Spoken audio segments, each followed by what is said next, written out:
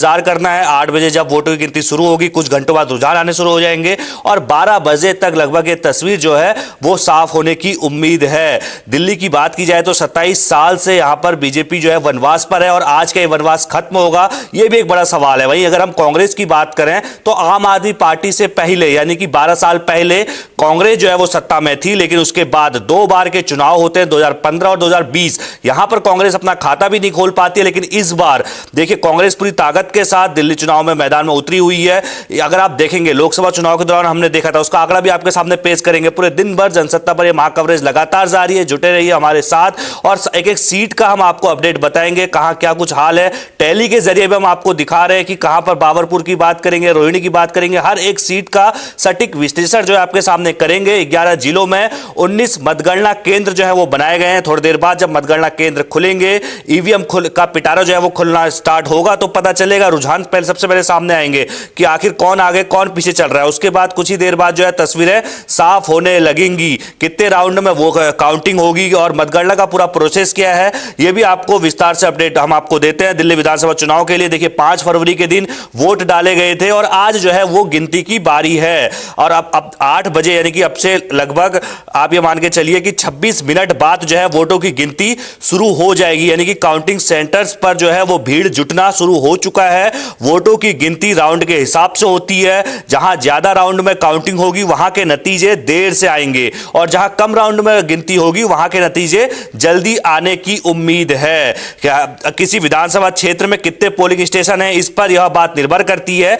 कि वहां कितने राउंड में वोटों की गिनती होगी। आमतौर पर हर विधानसभा में गिनती के लिए 7 से लेकर 14 टेबल लगाए जाते हैं। हर टेबल पर एक बार में एक बूथ का ईवीएम खुलता है, तो अब से कुछ देर का और इंतजार करना है, लगभग आधे घंटे का और इंतजार। उसके बाद वोटों की गिनती जब शुरू होगी तो ये तस्वीरें जो है धीरे धीरे साफ होने लगेंगी कि आखिर दिल्ली के दिल में कौन है। क्या आम आदमी पार्टी हैट्रिक लगा पाएगी, यानी कि लगातार तीसरी बार क्या सरकार बनाने में कामयाब हो पाएगी, या फिर 27 साल बाद दिल्ली में जो है वो बीजेपी सत्ता में बना पाती है, यानी कि सरकार बना पाती है। यह देखने वाली बात होगी। कुछ देर बाद ये तस्वीर जो है वो साफ होने लगेंगी, लेकिन आप तस्वीरें देखिए, ये लगातार जहां पर पोलिंग स्टेशन जो है यहां पर भीड़ जो है वो जुटनी शुरू हो चुकी है। सभी पार्टियों के कार्यकर्ता जो है वो जुटने शुरू हो चुके हैं। 5 फरवरी के दिन वोटिंग हुई थी, उसके बाद से जो है ईवीएम सील कर दिए गए थे और वहां पर सभी पार्टी के कार्यकर्ता जो है वो मौजूद थे और आज भी वो तस्वीरें हम आपको दिखा रहे हैं, क्योंकि आज का दिन बहुत ज्यादा अहम हो जाता है।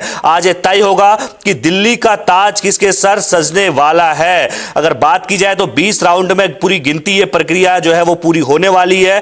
दिल्ली कैंट में वोटों की गिनती 8 राउंड में पूरी हो सकती है, यानी कि कहीं पर कम राउंड रखे गए वहां पर जल्दी जो है वो वोटों की गिनती यानी कि नतीजा जल्दी सामने आ जाएगा। जहां पर ज्यादा राउंड यानी कि 20 राउंड जो है अधिकतम है, वहां पर आने में थोड़ा समय लग सकता है, लेकिन ये उम्मीद है कि आज दोपहर 12 बजे तक लगभग तस्वीर साफ हो जाएगी। जो आपको हमारी स्क्रीन पर ये टैलियां दिख रही हैं, जहां पर 70 में से 0 है, लगभग ये जो तस्वीरें हैं वो साफ होती हुई नजर आने लगेंगी आज दिन दोपहर 12 बजे तक। और इस पर कई सारे जो है सवाल, कई सारे जो राजनेता उनके बयान आ रहे हैं। हर पार्टी जो अपनी जीत का दावा कर रही है। एग्जिट पोल की अगर हम बात करें तो एग्जिट पोल में भी बीजेपी की जीत का दावा किया गया है, लेकिन एग्जिट पोल आपको जिस तरीके से पता है लोकसभा चुनाव में हमने देखा था, उसके बाद हरियाणा चुनाव में हमने देखा था, महाराष्ट्र चुनाव में हमने देखा था कि एग्जिट पोल के उल्टे जो है वो नतीजे आए थे।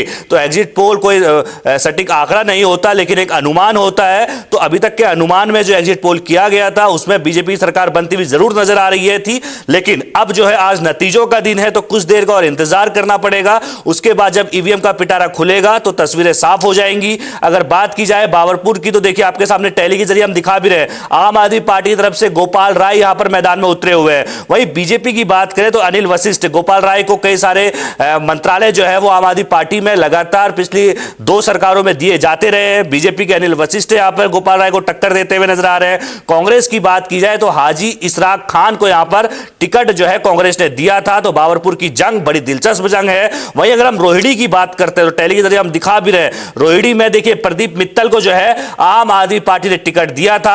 अब उनकी किस्मत का जो फैसला है वो तो ईवीएम के अंदर कैद हो चुका है। कुछ देर बाद यह तय होगा क्या